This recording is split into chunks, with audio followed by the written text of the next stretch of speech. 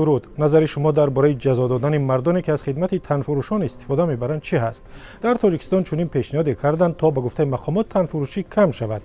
به گفته نمایندگان کمیته زنان، اگر یک مرد که با تنفروش میخوابد جزا بگیرد، دیگر دخترانی که نیمه شب در سر راه و کوچه های خلوت منتظر مردان میمانند مشتری نمییابند. من فکر میکنم که اینجا تنها زنها گناهگار نیستند، مردها هم گناهگار هستند.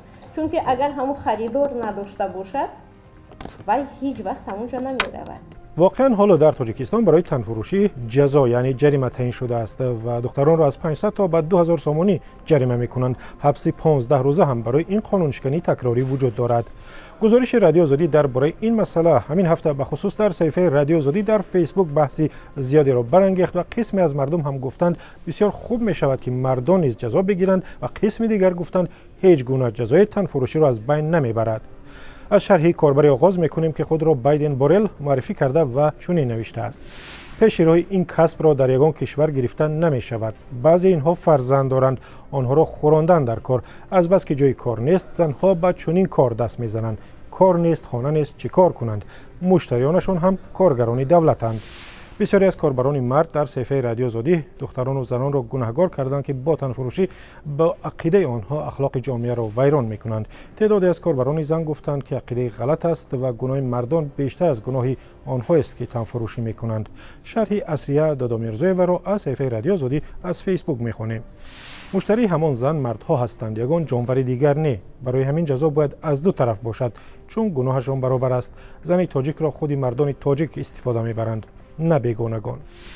در واقع بسیاری از کاربران زن طرفدار بودند که در تاجیکستان قانونی قبول شود و مردان را برای همخوابگی با تنفروشان جزا بدهند. ستاره کمالا و یکی از کاربران صفحه ما در فیسبوک از جمله آنها است که چنین نوشته است: بسیار عالی می شود. چه خوب است اگر عکس همان مردان را هم نشر کنند، زیرا من خودم این گونه مردان را میشناسم که از خود فرشته می سازند و به مسجد می روند ولی این کار را می کنند. می خواهم این مردها را نشان بدهند که دیگر از شرم و کوچه برآمدن نتوانند، چی رسد به مسجد. تعداد زیادی دیگری از کاربران گفتند هیچ گونه جزای تنفروشی را از بین نمیبرد، زیرا این به اصطلاح کسب هزاران سال هست که وجود دارد و هیچ کشوری هم نتوانسته است آن را از بین برد. شرح جنیدالله خدایاروف را از صفحه رادیو آزادی در فیسبوک میخوانیم. پیش بینی کردن جزا برای مشتریان زنان تنفروش راه حل مشکلات نیست. برای مثال کدکس جنایتی تاجیکستان برای نفرانی که به رشوه و فساد دست میزنند جزای زندان پیش بینی کرده است، ولی بعضی ها به سمت آن جنایت ها میروند. زنهای تنفروش را اگر با جای کار و معاش خوب تامین کنند دیگر به این کاری پست دست نمیزنند. کاربر دیگری هم گفته است که تعیین جزا برای مشتریان تنفروشان آنها را از سر راه و کوچه و پس کوچه های تاریک و خلوت جای نمیبرد. راه درست به عقیده او دیگر چیز است، نه سخت‌تر کردن جزا و تنبیه. شرح این کاربر را میخوانیم که خود را سامان یا معرفی کرده است.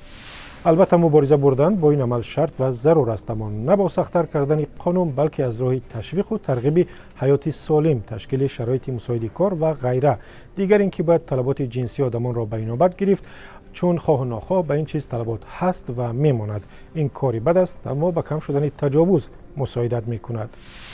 کاربر دیگری هم عقیده مانندی را در صفحه رادیو آزادی در فیسبوک نوشته و گفته است که پیش روی تنفروشی را نمیتوان گرفت ولی آن را میتوان کمتر کرد یا نگذاشت که در دوره مشکلی و بیکاری و کم بزاتی در تاجیکستان باز هم زیاد شود.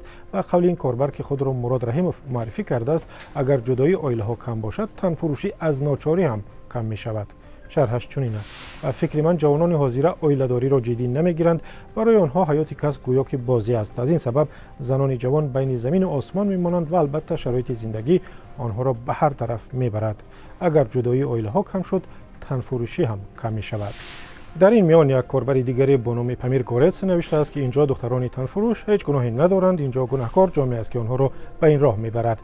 شما چی میگویید؟ خاموش نباشید، نویسید یا در ویدیو ثبت کنید و به ما بفرستید با تلفنی که میبینید و از هر راهی که میخواهید، واتساپ، وایبر و یا تلگرام و ایما. وبسایت رادیو آزادی نیز راه فرستادن ویدیو را دارد. آزادی آنلاین به پایان رسید. تا دیدار در برنامه دیگر.